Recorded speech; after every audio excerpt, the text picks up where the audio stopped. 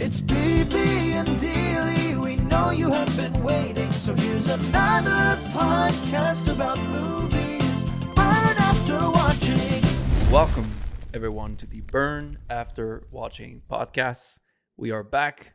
I'm Borderland. I'm Dan. And today we are talking about the Beverly Hills Cop franchise. So we have a new one come out on Netflix last week. And we decided to go back in time and watch all first the trilogy, and then the new one. But before we get into any of this, subscribe. Find us on Apple Podcasts, Spotify Podcasts, YouTube, Instagram, TikTok, all the places we are there. You can also find me on Instagram and Dan on Instagram as well. But it's kind of a detective kind of game. If you want to find Dan on Instagram, it's it's like Sherlock. the upcoming movie Longlegs, right? That you gotta find me. Real good. I'm actually excited for that, even though I hate horror film. The trailers are so good, and they tried to make the fact that it's a like investigation. It's really all I need. Like an investigation that is horror is fine, but just pure horror, I'm not like interested. So I'm gonna go check it out. Yeah, it's terrifying, but I'll check it out too. Yeah, cool. Yeah. I think that's gonna be the next app with me and Mary. So I'm nice. excited. So before we go into Beverly Hills Cop, let's talk about 2024. I think we should do it first. Yeah. I sent you a few questions. Mm-hmm. I guess I had a few conversations with a few people around this. It feels to me like right now, at least, that the year is just okay. Not a bad year, but an okay year. Yeah. How do you feel about it? I'm also like how the kids say it, mid. It's been Mid. I was expecting so much more, but there's only like a couple of films that have like made it into even like my top lists. Exactly. And it's not that there's not a lot of film coming out, because there was a lot of film that I was excited about and they just didn't deliver. Yeah, 100%. So I sent you, I think, like 5 or 6 questions. Yeah. Just to kind of get a feel for like how is the year going for you. I want to get a feel for that. So the first one is, what is your current favorite film of 2024? I think you know my answer, and you're probably disappointed, but it's Monkey Man. Monkey Man is still my tops for the year so far. Okay. I wasn't sure because I felt like I saw on Letterboxd that you had switched them at some point. Yeah. I may have switched it, but like in my brain, it's still, Monkey Man. Dev Patel brings a lot of impact, let's say, at the directional level as well as the acting level, and it's still, it fights Dune all the time in my mind in terms of what's going to be like 1A, 1B, but Monkey Man is still tops. Have you rewatched one of them, Dune or Monkey Man, so far? I haven't rewatched any 2024 films just yet. Oh, okay. Yeah. Okay. I wonder if I rewatch any. But for me, it's Dune Part 2. Mm-hmm. I haven't seen Monkey Man. It's on my watch list. Right now, like I'm working month to month. So like right now I'm doing a 1990 retrospective, if you want to call that. Yeah, so I'm trying to watch only 90s film, plus like the new releases. But I think in August, what I'm going to do is catch up on all the 2024 movie I haven't seen before going into like the big season. So I have an idea of like so Monkey Man is going to probably make it. I'll watch it around July, August for sure. I'm excited. I heard good and bad things, so I'm excited. I want good film, so I hope it's good. Yeah. Second question I ask you is, what is the most disappointing film for you this year? Oh, man. Disappointing is probably split 2 ways. Actually, no. It's just one. The most disappointing so far has been The Challengers. I was going into the movie with so much potential. I thought Zendaya was just been killing it so far, obviously with Dune and so many other movies and TVs that she's been involved with. But it just didn't. It was good. It just wasn't great. I was expecting it to be like a 9, 10, and it gave me like a 6 or 7. Like it left me almost wanting more.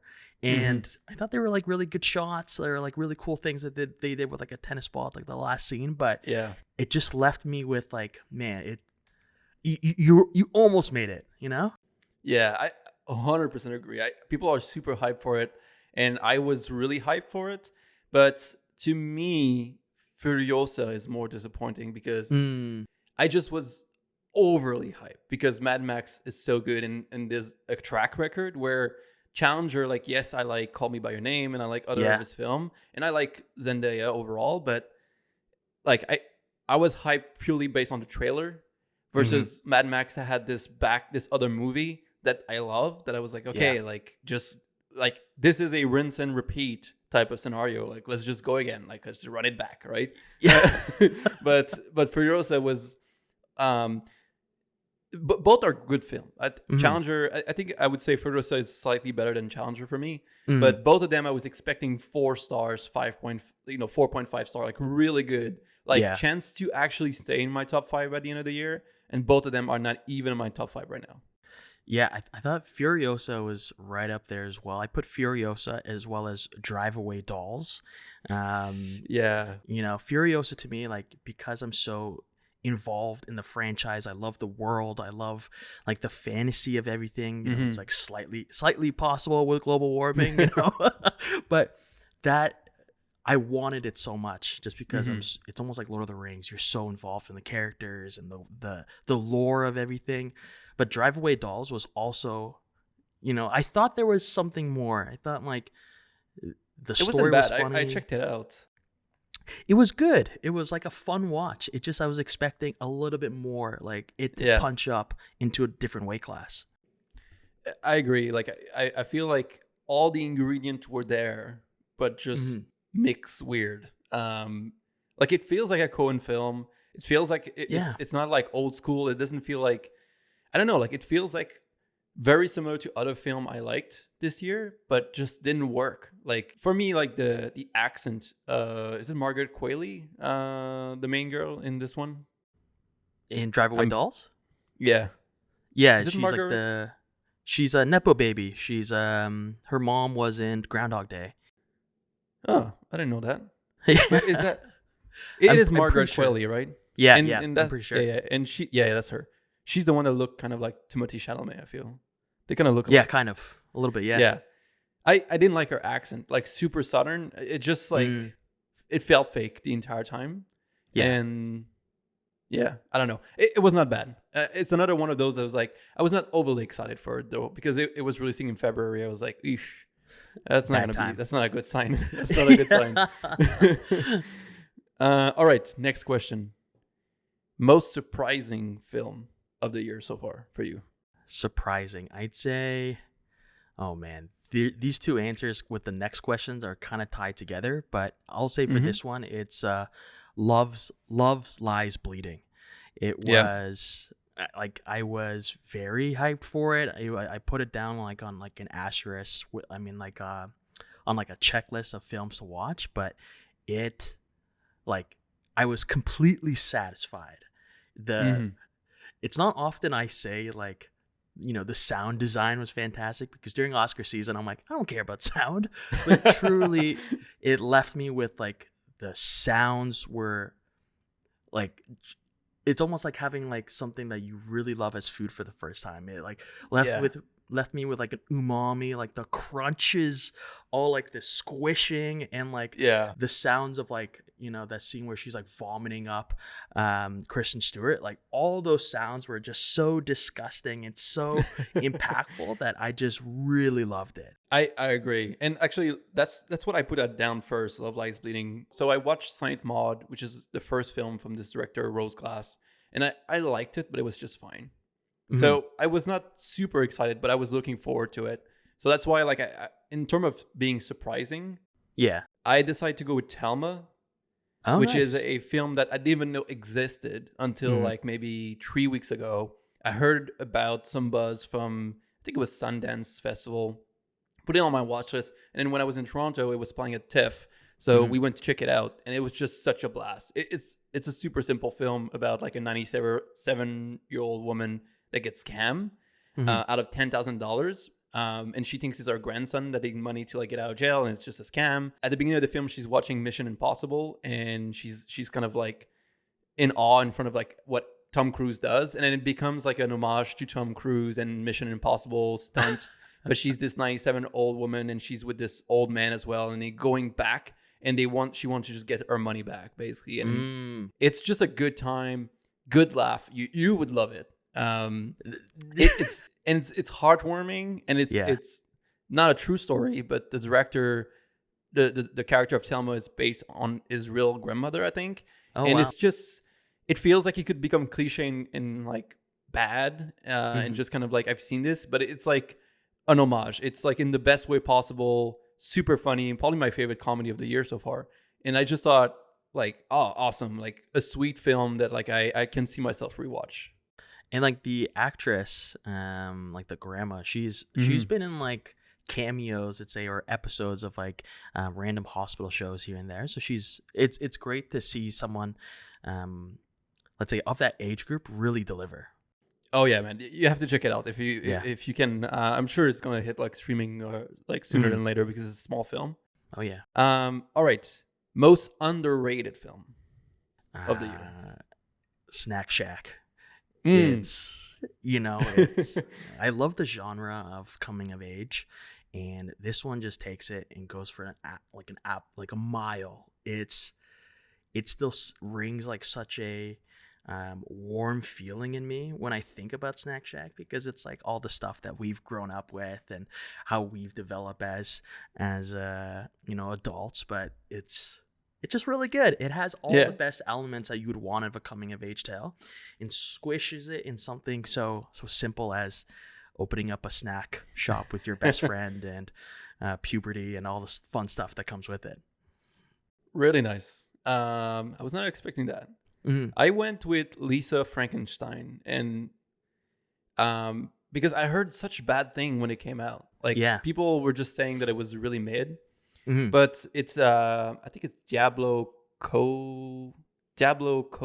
Cody? What's her name? Cody. Yeah. She wrote it. And she wrote Juno, Twilight. Obviously. No. No? Twilight? No, Juno. Juno, okay, yeah. And then Jennifer's Body.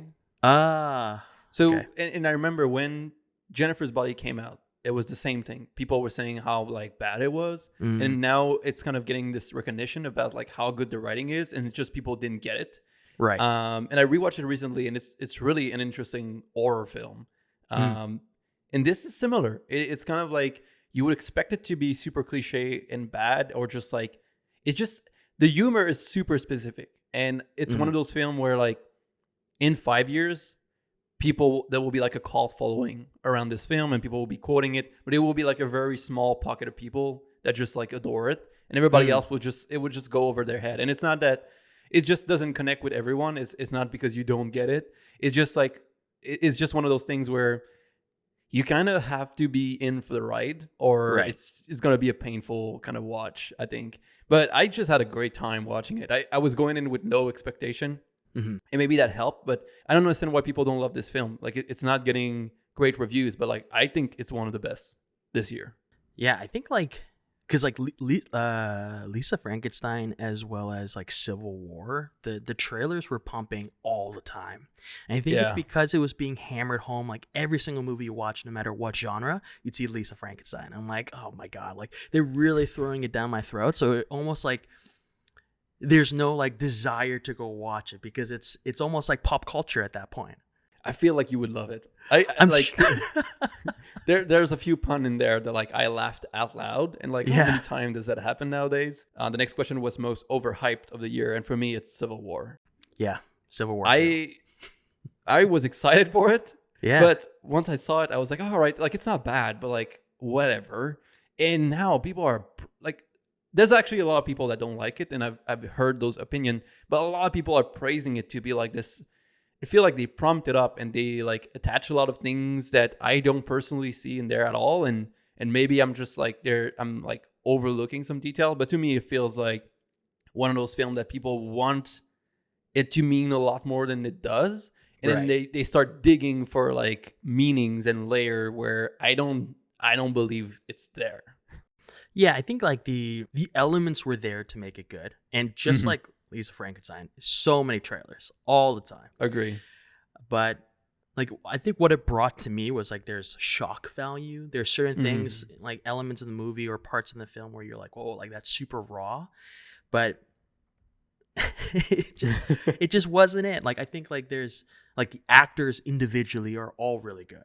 Jesse Plemons, Kirsten Dunst, the guy who played Pablo Escobar in the Escobar show, like they're really good actors individually, but the storyline just wasn't enough. It was just purely shocking, and that's all it was to me. I mean, there's something about like losing sensitivity to violence and this idea of like using the journalist as someone that is capturing violence and consuming it, and like you have to learn to, not be affected by it. It's kind of like us with cell phone and having access to see everything we want, that we get desensitized of things we see, horrible things we see online because there's this screen between us, whatever. Like, okay, but at the same time, you have this message that is a good message. It's interesting, but then like the last 15 minutes is just a big war zone. So it's like, are you just not like, basically, to me, like it feels like it has a story, it has something, and then it totally abandoned it because it's like, actually, we want to be an action movie now. And yes, we're going to sprinkle a little bit of the the message around, but like we want to be an action movie now. And it's just, it didn't fit the tone. Like the last 15 minutes for me, it was exciting. The sound design was cool, even though it was like super loud. Like the mix, the gunshot were like, I had to put my hands on my ear. It was so loud. And this, maybe the theater had an issue, but like it was so loud. I think it's like, to your point, there's so much buildup, right? Because like the whole premise is like we have to be the first ones to find the president. The buildup was like really good with the sound and everything and the music pumping, like that. It's almost like the 90s like montage of, getting ready for a fight. But the payoff it was like not satisfying at all. No. It was almost like a letdown, right? Yeah, I was underwhelmed. And at the end, I kind of walked away like, like, I didn't feel like I didn't get, if it was purely an action movie and you want to look at it as an action movie, I didn't get enough of it to be satisfied. And if you want to look at it with a movie that is about the message, that is about the exploration of the character, I didn't get that either. All right, looking forward now, just quickly, most anticipated film for you? Sing Sing. It's like the one, the prison, they're making the plays. It looks like it looks awesome. Great drama. I heard amazing thing. I think a lot of people seen it at TIFF last year. Oh, nice. And they saying like #1 movie already in their top 5 for now. And a lot of people say that Coleman Domingo, I think the main guy, is like due for like an actor, most likely nominated, potentially gonna win. Oh, like from the people that have seen the performance. So I'm excited for that. I think it's coming out in July, right? Like soon. I think next month in August. Oh, okay. I saw July 12th. Maybe that's the US release date. Cool, man. I'm excited for that too. But I have to go with Nosferatu. Oh yeah. Robert Eggers on Christmas Day. I don't know if you saw the trailer that dropped. Not yet. Woo, man. I'm excited. I mean, it's just The Lighthouse and The Witch. Such a great film. Like, I'm excited. The thing is, I'm getting so hyped at this point that like I have to chill because eventually like it's gonna start like hurting the film, and it's all the way. It released on Christmas Day, so like I have a long wait.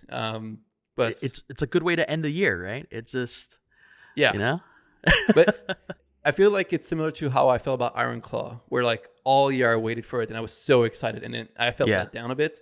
And I still think it's a good film. But yeah, so we'll see. And then just a fun question: less excited film that you're still gonna watch? Like this was the easiest question of them all. It's Trap, the one by M. Night Shyamalan's like daughter is directing. It looks so silly. No, that's M. Night Shyamalan's film. Oh, I thought it was his daughter debuting her. The daughter is The Watcher. That's our film. It just released last month. Yes. With the people in the box and the fairies and whatever. That's his daughter. Trap is film. Shyamalan delivers such good crap, It's this one. Yeah, I'm excited. It's so silly, but it's also like, it seems like enticing. I'm gonna 100% go on like the first weekend. And it was filmed at Rogers Stadium in Toronto, right? I was telling you. Yeah, gotta support local, right? Right. Like they use basically the Blue Jay Stadium, which Yeah. is funny because we go all the time, so it's gonna be funny. And actually, this morning I was looking at our schedule, and me and Mary we're gonna do long legs, and then I was looking at our schedule for the next episode, and I was like, oh man, there's really nothing coming out. And then Trap was coming out the day after the episode, and then I looked it up, and they moved it by a week, so it's releasing August 2, so we can do Trap for the next episode. So I was thinking what else should we watch, and I had never seen Old, but I heard terrible thing about Dude, the beach. It's a keeper. That would qualify in 2023 last year. You know, it was just. Oh my it was God. good. Okay. It's good.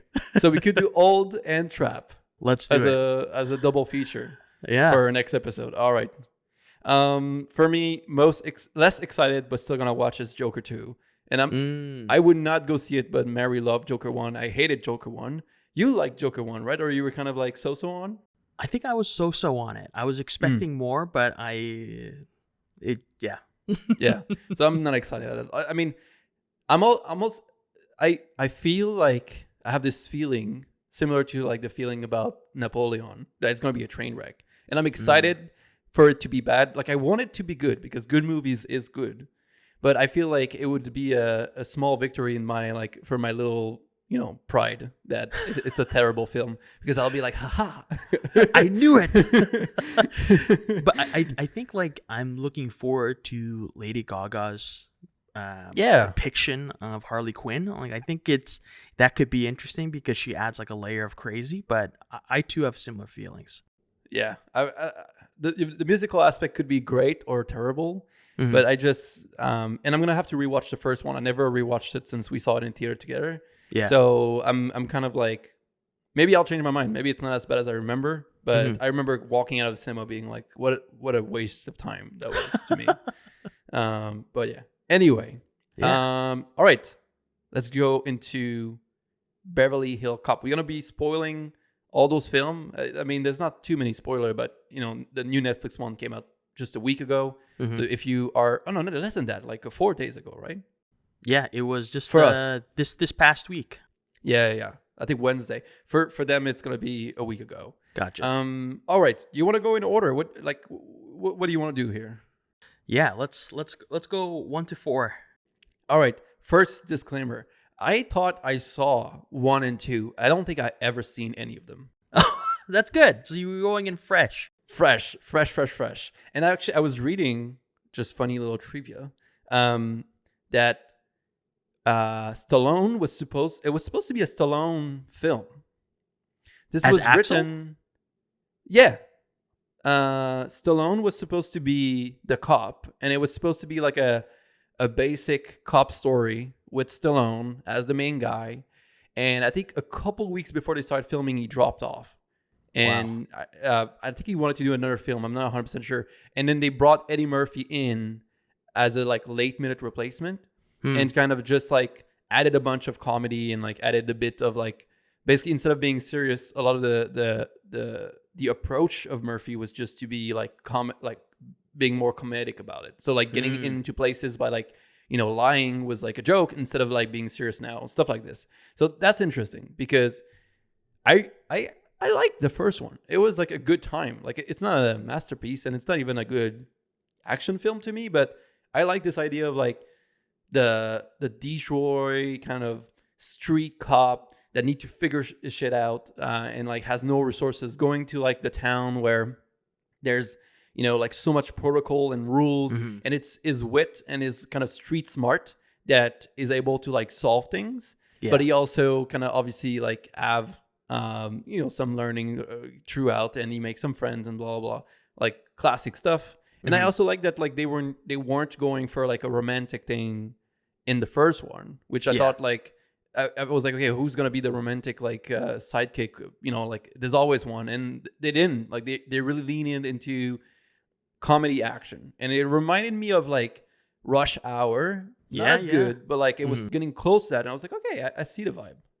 Yeah, it's even almost a Die Hard-esque. It's very much where you're like, one of these things don't belong, and there's like a picture of 4 things and one thing's odd. Like Eddie Murphy has that layer of like outside the box. He's very gritty, whereas LAPD, like these officers are like all like clean cut.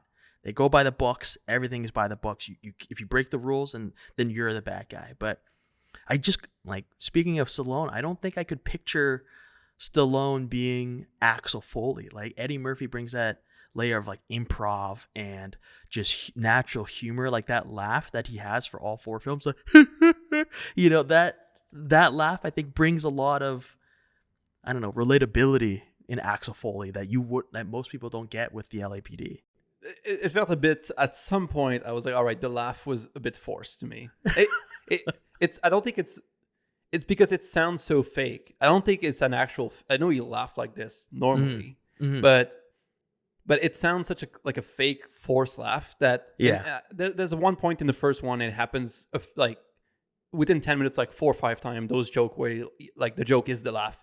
And I was like, all right, like we need to move on, because like this is getting to a point where it sounds like silly, a bit too silly. But I mean, it was a good time. Like if you ask me, like at this point, I watched it like maybe 10 days ago. I'm having a hard time like remembering everything.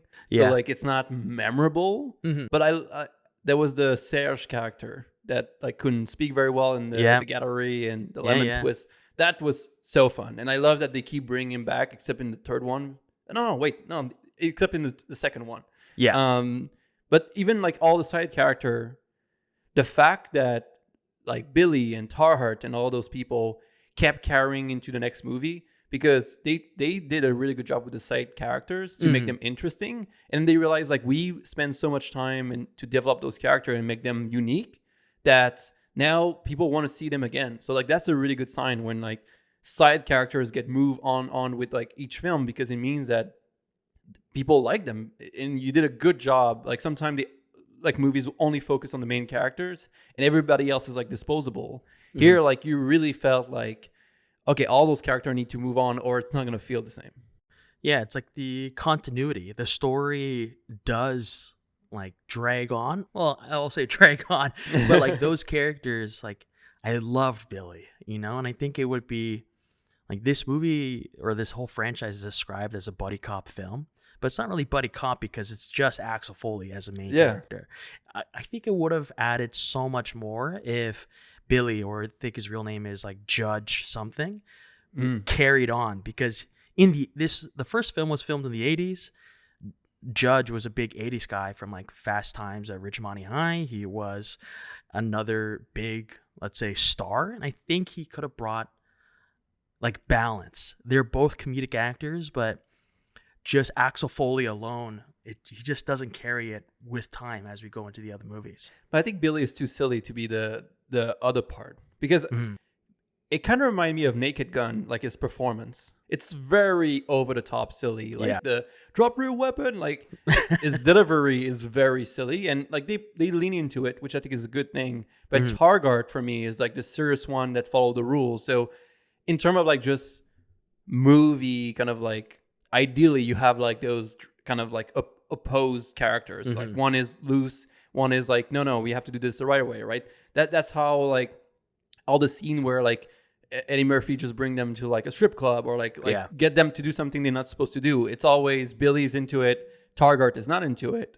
So if you had to pick one person, I think Targart would be the right choice in terms of like storytelling. But I prefer Billy as well, because I think at least Billy, it's a little bit more of a loose canon where like more silly, fun things will happen because he gets into like weird situation, versus Targart wouldn't. He's more of the straight guy.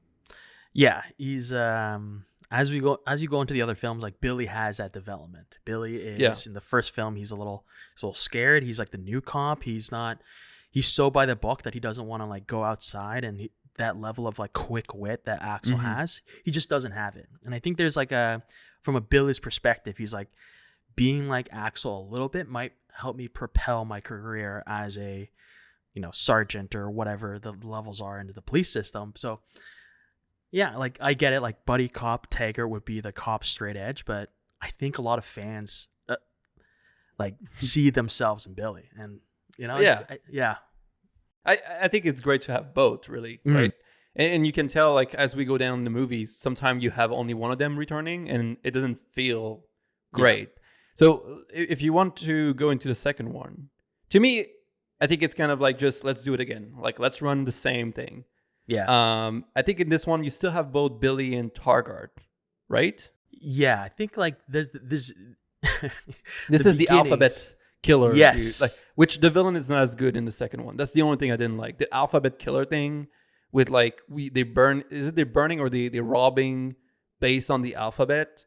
Yeah, they leave like a card, and this is the one with like the super tall blonde woman, right? Yeah, Yeah, they kill they shoot The the captain. sergeant, right? The captain Yep. in LAPD, and Foley has to come back, and they frame the third guy. They go to like the Playboy Mansion and everything. Yeah.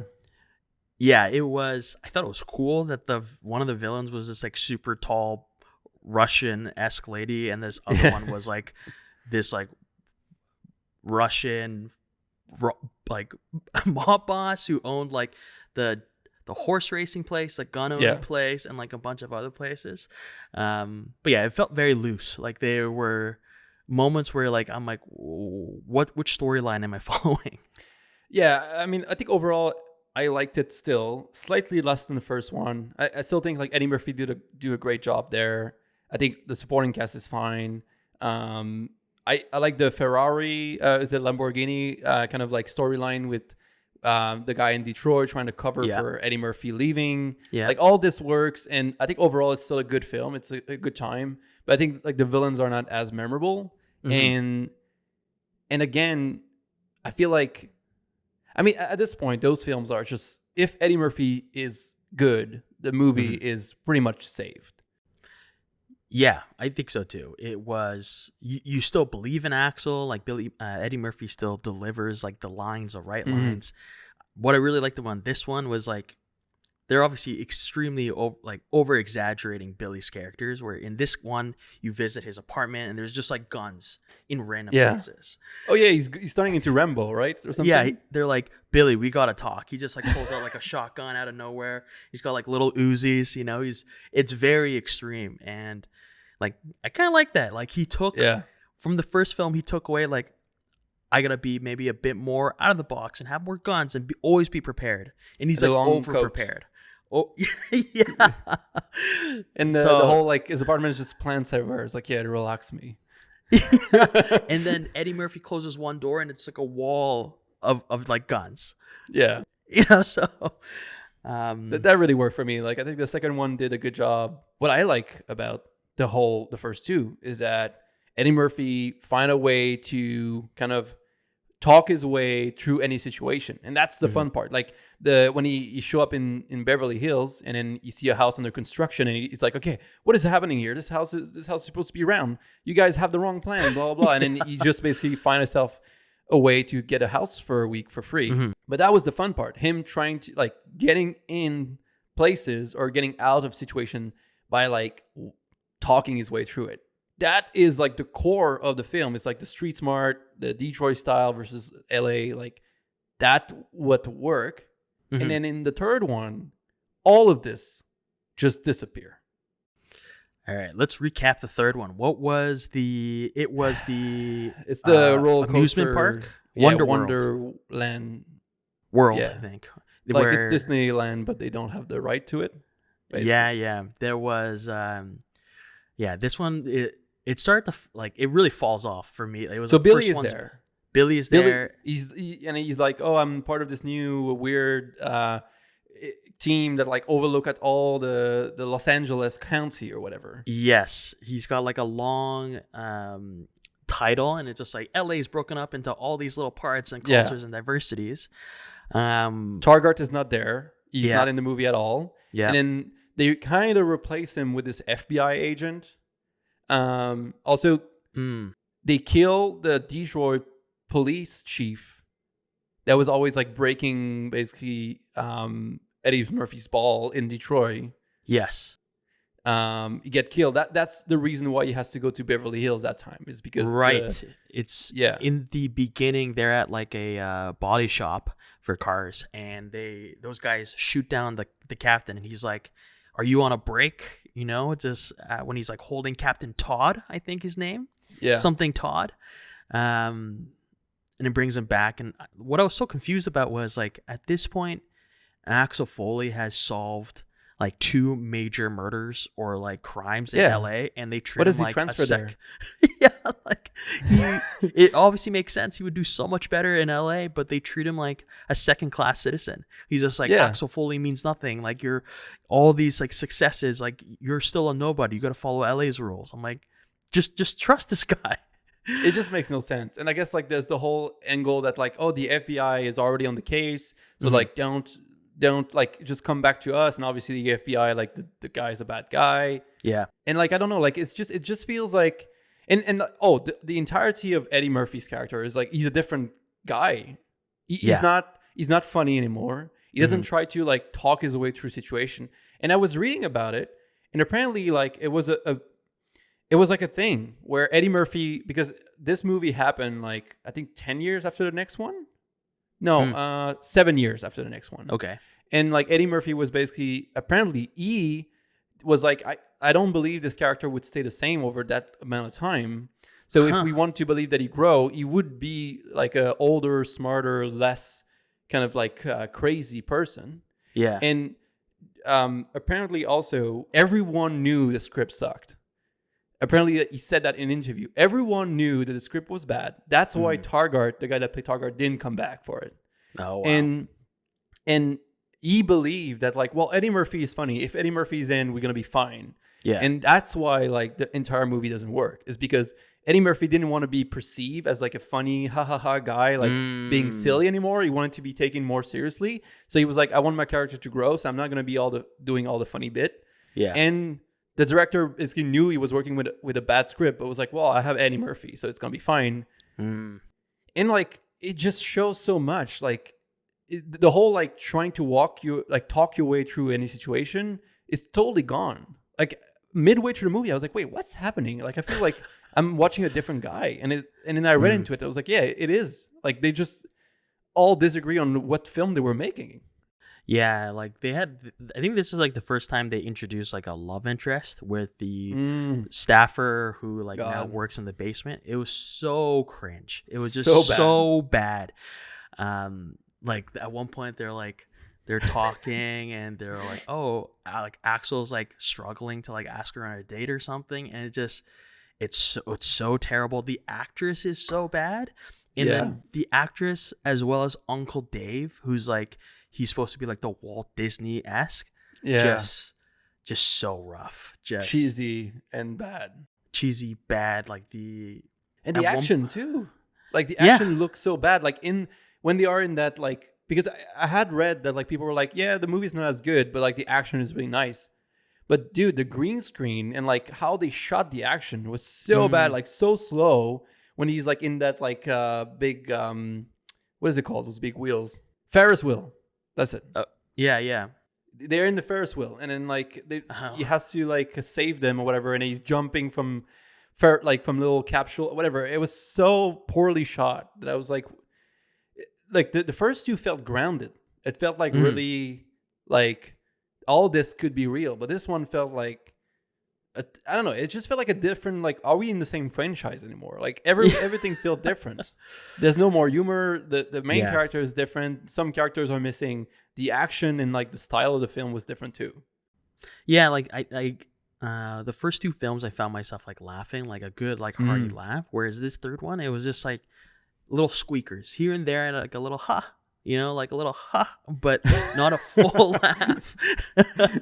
So yeah, I acknowledge the humor, ha, but not a deep one. So it definitely lacked obviously character, because now we know that, you know, they were just all over the place, but it just didn't hit. Yeah, man, and I think the love interest is one of the worst part. Like you mentioned at the end when he was like, "Oh, did you see the love tunnel?" I was like, "Oh, I've never been down there," and like. And this is like a low-key, super dirty sex joke that I don't remember what it is. but I was like, ooh, that doesn't feel right for this franchise at all. And I don't know, man. Like it just didn't work. Like not having Taggart, the FBI agent that is meant to replace both the captain that they basically got rid of at the beginning, like the sturdy, like you have to listen to us, and Taggart as well. Like they're trying to replace so many people that just didn't want to make the film, I guess. What I thought was so funny was like, because like the part of the premise was that Uncle Dave's partner disappears, right? Like they leave a little note, and that's like the film that they can take as evidence for the money. But these guys who replaced them, like these goons, they've been there for, let's say, like a couple of weeks now, right? And they're seen as park security, so they should, you would imagine that they understand like the ins and the outs of each attraction. But there's a fight scene where they're underground, and it's the one with like the aliens have taken over. And Eddie Murphy is like finessing them in this place, and they're like, they went he hit behind like the shot up body, and he's like, he went that way, and they climb up the stairs and the water pours over them. It's just like, these guys have been working the joint, like they should know what's happening. Also, so many times those security guards shot their gun in the park when there's family around. Yeah. And then every time Eddie Murphy go back, there's family there. Like they wouldn't shut down the park. Like even if they didn't shut down the park, right? Even if they didn't, who with their family would be like, oh yeah, let's go to the park now, 1 week after someone shot like hundreds of shot. I mean, for me, it's the worst one, but I think you think the fourth one is the worst one.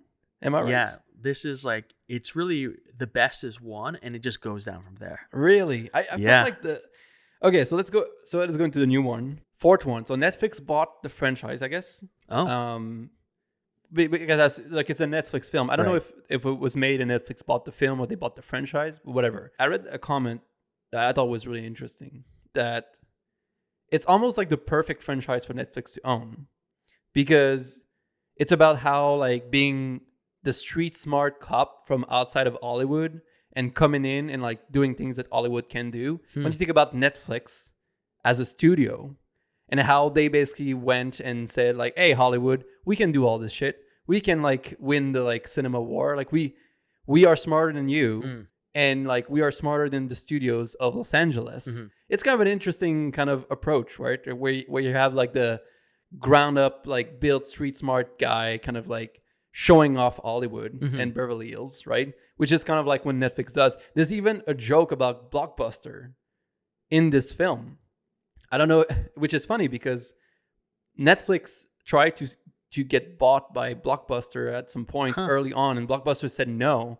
I think that Blockbuster, like Netflix said, we like, if you pay us $1 million, you can buy Netflix. And Blockbuster said no. They said, we believe that people want to go to the store to rent film, which is like, okay. Overall, like, I don't think it's a great film. It's tough. This new one. Yeah. I think it's better than the third one for me. And the only reason is because Billy's back. He looks terrible, though. Eddie Murphy looked chunky a bit. Yeah. But he looks good. And like, I have the whole hockey intro. It feels a bit forced to me. Oh, like how did you feel about that? Like the whole Red Wings game kind of opener when he's still in Detroit. Yeah, it was funny. Like the concept was that the villains were breaking into the rooms to steal like the rings of the players, like all the players good, yeah. Yeah, and it makes no sense. It was so these bad guys like they sneak into the stadium during an NHL game, and Eddie Murphy is invited by another cop who gets tickets to go to the game, and you get invited on purpose because he knows it's about to happen. Right. The theft. The other cop thinks it's like Eddie Murphy is just trying to like become like friends with him, and you know, they introduce him as a 10-minute character, but like the whole concept is so dumb. It is dumb, but like I for me it feels a bit forced, where it's really trying. Like I don't know why. Like hockey, first of all, not really cinematic to me, like visually. And it just felt like out of place a bit. And I think they were trying to modernize quickly. Like, hey, this is happening now. Right. And I think maybe that's why they use that. But I agree with you. And then you have the snowplow chase right after, which I didn't mind that portion. I thought that was pretty good and kind of funny. You have this dynamic again of like, one cop is like, we're going to get in trouble. And then Eddie Murphy's like, it's fine. It's your investigation anyway. It's all going to be okay, right? I didn't mind that. Yeah, I thought like the chase scene down like this very skinny alleyway where they push out and like really taking out the trash in Detroit. Yeah. I thought that was like pretty fun. And it was like, it's something modern police movies have. Like it's like a car chase, so to speak. Yeah. But it did feel a little awkward. I almost wanted something more, like something a bit more modern, or using like skyscrapers or something along those lines to like really make it a bit more exaggerated, because it just seemed a bit slow to start off with. Yeah, and I feel like there was an opportunity to make a statement about Detroit because it's been going through like a rough patch in the last 10, 15 years. So there was an opportunity to be like, I feel like through him, like have him represent the city a bit more. Yeah. And like kind of like, I don't know, maybe. And we basically learned that Axel has a daughter, which we assume is with that romantic thing that happened in the third film. Yeah. And she's out of the picture. The mother, we never see her, but he has a daughter who's like an attorney, and she mostly defend criminal, I guess, or like people that she believe are wrongly accused. Yeah. And she's taking on right now a case where someone is accused to kill a cop. Yeah. And then she's getting intimidated by people wearing masks. So now Eddie Murphy goes back to Beverly Hills again to kind of help her. Basically, like help his daughter. That's kind of like the whole premise. Yeah, and there's like hints of like him being too old school. Like he's like Joseph Gordon-Levitt, who's a cop with the LAPD or the Beverly Hills PD. He talks. I liked him. I like JG. I thought that'd work. He is like the young cop mentor, because Taggart talks about Kevin Bacon being like, I used to mentor him, so he's a good cop. It's almost like the same thing. He's a young cop almost being mentored by Axel Foley to a certain degree. What I liked about his character, which I have no idea what his name is, which is not a good sign. Abbott. Yeah. Is that it could be like very cliche, kind of like serviceable characters, but he has like his own. Obviously, the whole like he dated the daughter was like obvious, like okay, like this is coming for sure. But I love that that the clash of generation was really well done, where like Eddie Murphy's trying to trigger him and try to get out of a situation and this is back, which is, I thought it was good. Yeah. Right. Like even when he tried to stop the guy from stealing from the hockey player, he's like, I'm the new goalie. I just got transferred from here. I won the World Cup 5 times. Yeah. Like I was like, okay, at least we have that back. So I like that. And when he tried to do it with him, he's like, who do you think I am? You think I'm going to be like all like threatened and my masculinity will be hurt. And I'm going to be like, answer the question. I ask you a question. I want you to answer. You're not going to get me by like trying to like make me feel bad about my masculinity. Right. I like that aspect. Like he was well-rounded, but he was modern. He was not like the cliche cop. Yeah. That, I feel like they were acknowledging that, which I like that. And then you have like the Kevin Bacon's character, who's also, he's by the books, but now he's become crooked because the system doesn't reward heroes. Whereas Axel Foley, he is a prototypical hero. He doesn't do this job to get rewards. Kevin Bacon's all flash. He's got like the Rolex. He's at that expensive club. So there's constant. You see like different generations to what you were saying as to like what kind of cop you are. Taggart is now the commissioner. He's a bit out of touch. He doesn't want to. Abbott talks about like, so you don't want to solve this case. You just want to manage it. So there's different layers of like, what kind of cop do you want to be? Yes, and I think all of this work, even though I could have done without Billy and Taggart because they look really rough. Terrible. Like they look like old, like nothing wrong with looking old, but they look like Botox, like falling apart old a bit, especially Billy. And I mean, his role is a little bit more limited. So you get kind of kidnapped early on. Yeah. So, I mean, the daughter character is fine, I guess. She's just serviceable. Like she has a few good joke and a few kind of back and forth.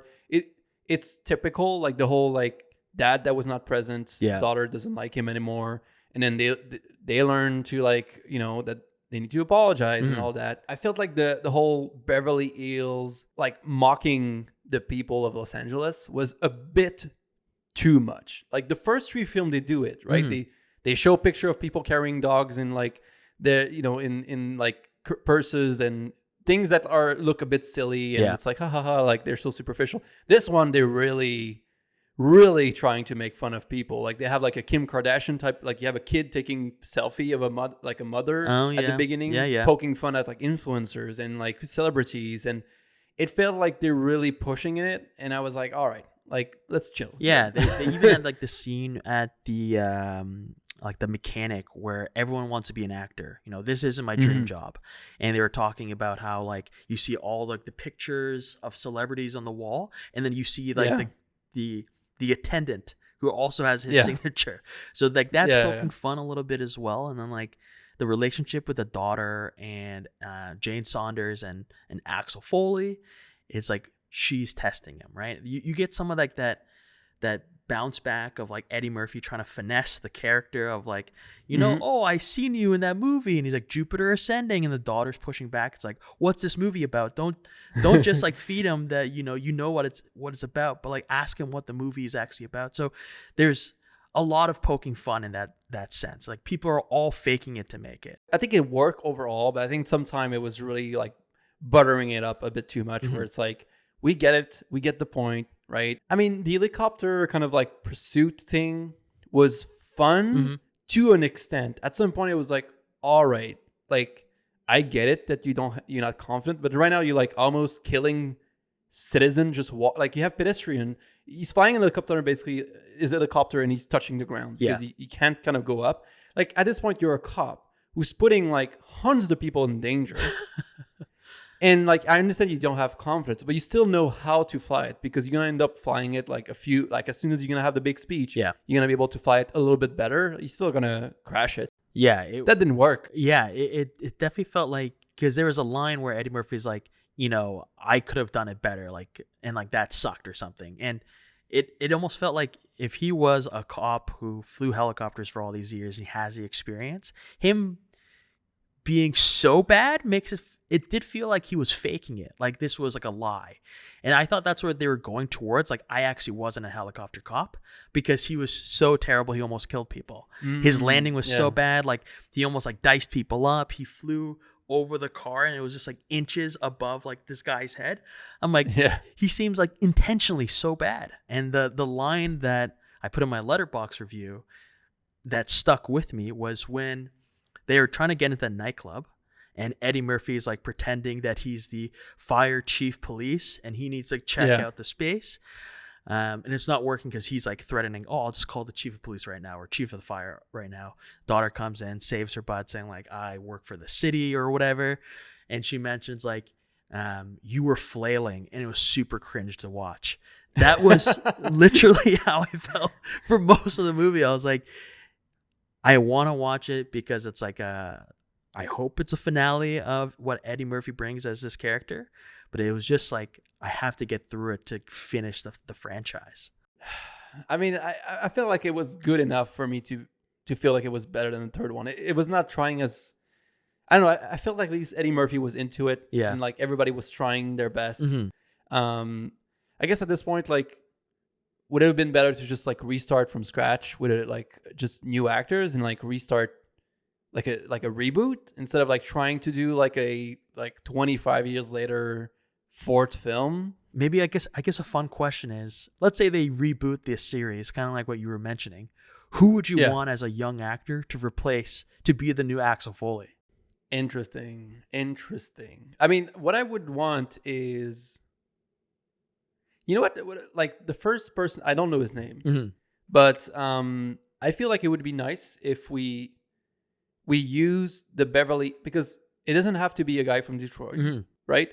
It could be a guy from anywhere. Yeah. So right there, like as long as he goes to Beverly Hills and he's a cop, right? Then everything works. And you can even tie it within the same universe. And then like people are saying like, you remind me of someone that you know, like something like that. Yeah. I was thinking that it could be cool. Who's that actor in Shang-Chi and Kim's Convenience? Oh, Simu Liu? Yeah, The son, right? In Shang-Chi? Yes. Yeah. Well, I never see Senshi, but like the older brother in Kim's Convenience. Yeah, Simu Liu. Okay, this guy, first of all looked the part. I think like he could be like, he has done action. I never seen does it because I haven't seen those Marvel film, but he can do action. I could buy him similar to like Rumble in the Bronx with Jackie Chan. Yeah. Like give me like a Brooklyn cop, and like he's a young cop. Like he just joined like rookie, and like either Brooklyn or even like you can give me like he's like purposely assigned to like Chinatown in like a big city because like the chief is a bit racist or something. And he has to kind of fight his. I feel like there could be something really cool if you like change the nationality a bit, change also like some of the background and culture that he might approach situation with, and like the type of like situation, and also it could be a bit less gun fighting and a little bit more like street hand fighting. Yeah. That's a great choice. I was trying to think like who would I throw in, but I think Simu Liu is a good representation of like change, and I assume like with a lot of these kind of new franchises they want more diversity. So I think Simu Liu has the chops to be funny, not obviously like an Eddie Murphy funny, but still has chops to be funny. Like he can be comedic. But he at was times. funny in Kim's Convenience. I thought he was very good in Kim's Convenience. So I'm gonna just follow suit. I'll vote. I'll vote for Simu Liu too. I think he's a good choice. Okay, just to close this up, let's tell me, what would you burn? What would you save of all those films? I'd say save 1, save 2, burn 3, 4. Yeah, I think it's gonna be the same thing for me. Yeah. I do rank them 1, 2, 4, 3, and you rank them 1, 2, 3, 4. Yeah. But regardless, 3 and 4 are burned. Yeah. All right. So we continue our strike of bad film, I think. Me and you. Because what's the last thing that we did? We did the Sydney Sweeney. Was that the one? Oh yeah, trilogy. Yeah. Yes. So 3 bad film. Now 4 bad film, and then we're signing up for Hold and Trap by M. Night Shyamalan. Yeah. Next. Yeah. Old is it'll make you feel like you've aged a lot in the 2-hour span. I've heard so many people talk about how a train wreck it is, that I'm like, at this point, like I want to watch it because I'm so curious about how bad it is. Like that's one of those films that it's attractive because it's a train wreck. So I'm excited for that. And Trap, I feel like, I haven't seen Old, but like to me, it feels like Trap could be okay. And we're gonna continue this festival of crap on the next episode with Dan. In between, we'll have an episode about Long Legs, who's supposed to be a good film. We'll talk about this though. If you do watch it, Long Legs, in the following episode. Yeah. If we both like it, we'll have a quick conversation about it because I think it's gonna be an interesting film. Anyway, thank you everyone for watching. Subscribe, like, do everything, comments.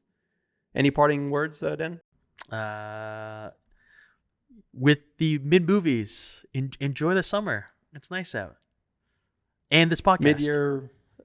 Yes. Yeah. Thank you, everyone.